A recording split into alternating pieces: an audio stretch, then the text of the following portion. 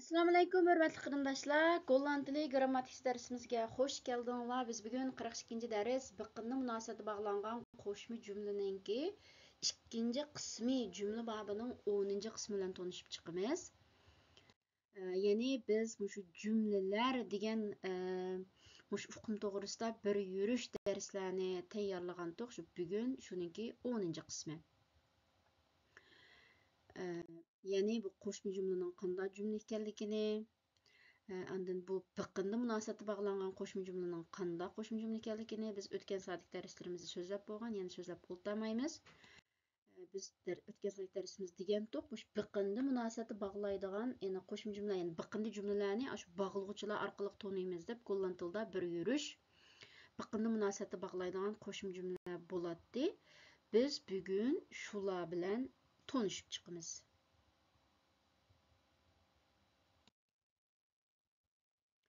Yani biz bularni o'tgan soatda so'zlab bo'lgan. Şuna hazır yana qayta so'zlamayli. Endi bu biqinli münasibətə bağlanğan qoşma cümleler to'g'risidagi bir muhim grammatikal uqum. Bir cümle hem shu biqinda bağlag'uvchi so'z bilan boshlana oladi va yoki xuftzin bilan boshlana oladi. Yani agar u cümle biqinda bağlag'uvchi bilan boshlangan vaqtda grammatikal qurilish jihati bir xil bo'lsa, xuftzin bilan boshlangan vaqtda yana bir xil bo'ldi. Ya'ni bu qanday degan gap degan vaqtida, masalan, tun. Tun deganimiz vaqtni bildiradigan bir xil biqinda bağlag'uvchi, ma'nisi dada, tata deb o'tgan zamonda ishlatdik-ku. Yani buning jumla tuzsak, tuni klein was wildig artsord. Yani kichik vaqtimda mening doktor o'g'lim bor deb. Endi biz bu jumlani mush biqinda bağlag'uvchi bilan boshlay olamiz. Masalan, tun ik klein was. O çağda bu cümlenin şekli hazır beyzin qo'shilgan xuftzin holatda bo'ldi. Yoki biz bu cümleni xuftzin bilan boshlayolamiz. Endi xuftzin bilan boshlagan vaqtimizda, ya'ni beyzin bilan biqinda bağlag'uvchi bilan boshlagan vaqtimizda, shu biqinda bağlag'uvchidan keyindagi jumla beyzin bo'lib, bir rekord 6 ikkinchi o'ringa keldi, eng oxiriga keldi. Lekin xuftzиннинki rekord eng boshqa keladi. Yani cümle biqindi cümle bilan boshlangan vaqtida, yani biqindi cümle bosh cümle holati bo'lgan vaqtda bosh cümlede rekord eng boshqa keladi.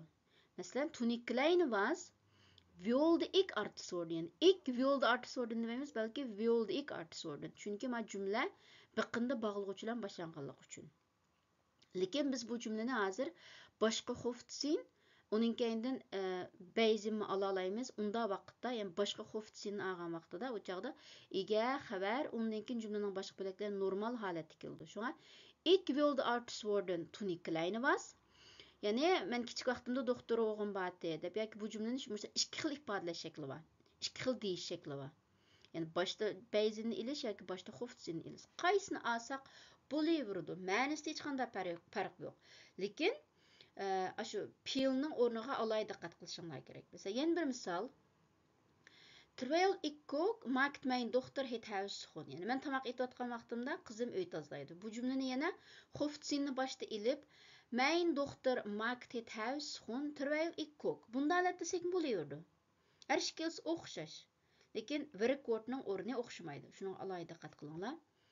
Yani voordat het donker werd, gingen we naar huis. Yoki wij gingen naar huis voordat het donker werd. Her ikkisi to'g'ri. Lekin rekordga alohida diqqat qilish kerak. Ondan golland tilidagi faqat birla bog'lovchi zodat. Zodatni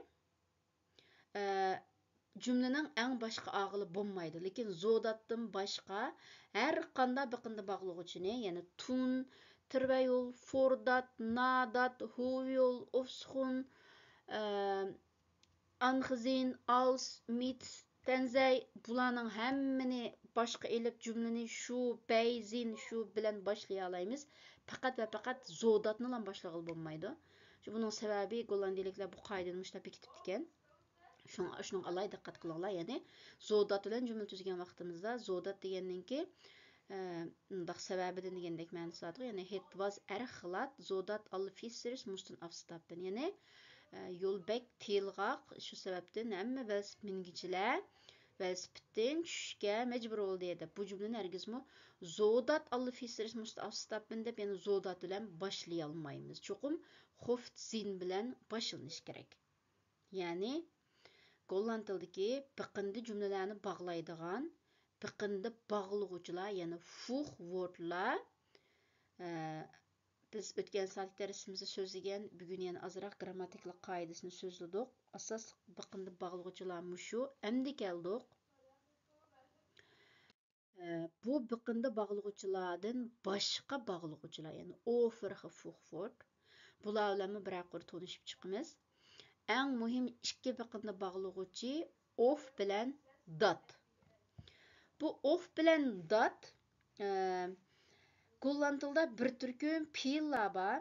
Bu fe'llar jumlada kelgan vaqtida mushu ba'zilari of bilan, ba'zilari dat bilan birga kelalaydi. Shu men eng ko'p ishlatiladigan of bilan keladigan fe'llarni, dat bilan keladigan fe'llarni eng ko'p ishlatiladigan kunlik turmushda yozib qo'ydim.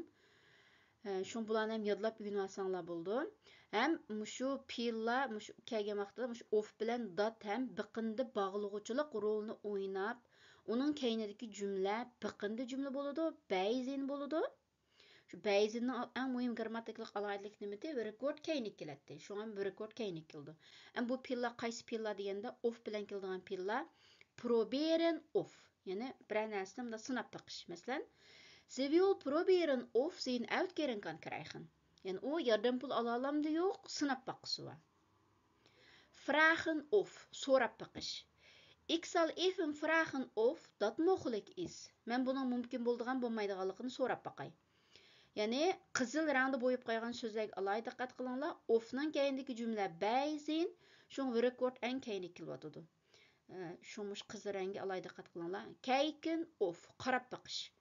Kijk even of nog genoeg brood is. Yeterlik bulku var mı yok qarap bakın.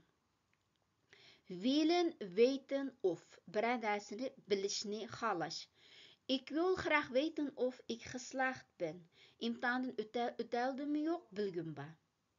Niet weten of yani bir narsani bilmeslik. Ik weet niet of dit genoeg is. Bu yeterlik mi emas mi bilmayman. Şu an bularning ham ma'nilari bilan qo'shib yodlab o'rgansanlar bo'ldi. Ham mush fe'llarning mushta of bilan birga kelalaydiganligini shu yodlab qo'shib o'rgansanlar bo'ldi. Endi dat bilan keladigan bir turkum fe'llar, ya'ni zeggen dat, ya'ni bir narsani deyish. Hij zegt dat ik ander afdeling moet bellen. Ya'ni u menga boshqa bo'limga telefon qilishim kerakligini aytdi. Yani o mundamda dedi degan cümle şekli. Yani denken dat. Yani ben mundamda oylayman deb degan vaqtimizda. Ik denk dat hij niet op tijd komt. Yani mening o'ylashimcha, meningcha u vaqtida kelmaydi. Shu datning keyingi jumlaning hammasi bayzin. Shunga rekord keyingi kelyotidi. Yana ham qizil rangda bo'yab qo'ydim. Alay diqqat qilinglar. Willen dat. Bir narsani xohlash, masalan, de docent wil dat wij ons huiswerk maken. Yani muallim bizning ayol topshiriqni ishlashimizni xohlaydi. Hopen dat bir narsani umid qilish. Ik hoop dat je snel beter wordt. Yani sizning tezroq asliga kelishingizni umid qilaman. Beloven dat va'da berish. Ik beloof je dat ik morgen ga bellen. Yani at sizga telefon qildiganligimga va'da beraman. Zorgen dat ehmiyet berish. Zorg je dat je voldoende slaapt. Yani yeterlik uxlashga ehmiyet bering. Weten dat bilish. Weet je dat hij morgen niet kan komen? Uning at kelinmaydiganligini bilamsiz. Şoňam buni mush fe'llarni yodlab o'rganishinglar kerak. Yani her qanday bir fe'l bunda holatda kelinmaydi. Şoňuşda dat bilan, of bilan kelalaydigan muqim fe'llar bor. Bularni ham yodlab ma'nisi bilan o'rgansanlar bo'ldi. Endi yana biqindi jumla olganlik uchun endi munosabat almashlarini ham qo'shib qo'yishni o'ylashdik. Biz buni maxsus almash babida bir qitim so'zlagan. Şoň bu yerda tafsili so'zlamaymiz, lekin sizlarga eskartirganimiz Golland tilida bir turkum munosabat almashlari bor. Bu almashlar ham ikki jumlani bir-biriga bog'lab kelalaydi. Ham bu almashlar ham biqindi munosabatda bog'laydi. Bular biqindi münasibətə bağlığanlıq üçün muşu almashdan keyinədiki cümlə biqindi cümlə boludu. Hem şuna şu grammatikalik alayidiligiga asasen wirik word cümlenin xəbəri ən keyinə kildi. Bu asaslıq münasibət almashları muş 5 münasibət almash di, dat, vi, what, var. Bunu dini nerede işletimiz, datni, vini, bunu biz münasibət almash dərsində sözlеген. Şuna şu dərsini yeni bir qitim körüp çıkışınlarını tavsiye qilman. Texim yaxshi tushunishni xohlaydiganlar uchun men faqat bir qisqacha misolni keltirdim. Masalan, di. Di deganning shu yiliqi, avu degandek ma'nosi bor. Odatda d artikul kildigan ismlarga ishlatadi. Masalan, the man di daar bij de deur staat is mijn vader. Yani eshikda turgan ey odam mening dadam. Bu cümle iki cümle. İşikdüde bir adam turdu. O adam mening dadam. Lekin biz bu iki cümleni birleştirip, işikdüde turgan o adam mening dadam deb birleştiryapmiz-chu. Ama işte birleştirgan vaqtda di degan münasibət almışıdan faydalanıp qilamiz. Bu ham biqindi münasibətdə iki cümleni bir-biriga bağlaydı. Şu di'nin keyinidagi cümle beyzin. Şuna qarasanlar, di dar beydi dür stat cümlenin xəbəri keyinə kelatıdı. Dat degan bu diga o'xshashlar ma'nosi u yilqi degandek ma'nosi bor, lekin bu het artikul kildigan ismlarga keldi. Masalan, het book, dat daar op tafel ligt is van mij. Yani üstel üstte turgan kitap meningki. Het book, datning keyinidagi jumla bayzin, şu ligt jumlaning xabari keyinga keladi. Vi degan kim deb bu adet şu mesela bir adamni ko'rsatgan vaqtimizda mesela the man on wie ik dat boek gaf is onze docent. Yani men kitapni bergan adam bizning o'qituvchimiz deb. Yani we misadki the man adam deganni onu almışıp keladi. We'ning keyinlik cümle bayzin şu record keyinlik keladi. What degan odatda bir naslni, ish harakatlarni, bir ahvolning o'rniga almışıp kelishimiz. Mesela de inschrijving is gesloten, wat erg vervelend is. Yani tizimtish akhirlashibdi, bu ish meni bek afsuslandirdi. Yani meni bek afsuslandirgani tizimtish akhirlashibdi deb. Yani what degani miyada mush inschrijving is gesloten degan bütün cümlening o'rniga almışıp keladi. Waar, qayer yani de foto waar wij samen op staan ben ik kwijt. Yani biz birga tushgan iliq rasmni men yuttirib qo'ydim deb. Yani waarning keyinidagi jumla bayzin, şu word keyinga keladi.